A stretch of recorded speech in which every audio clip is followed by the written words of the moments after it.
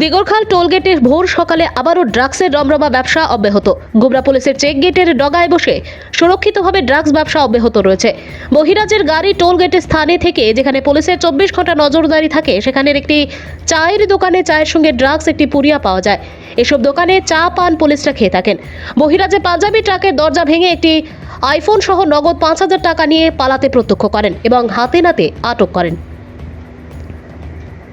ইমরুল হোসেন বরভূঁইয়া রিपोर्ट।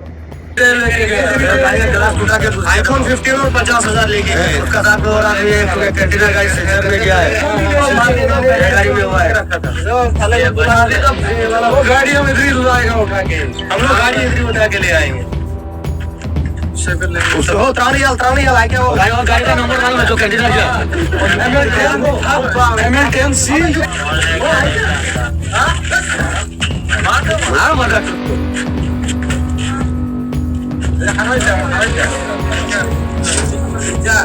কতদিন? ও 8 দিন।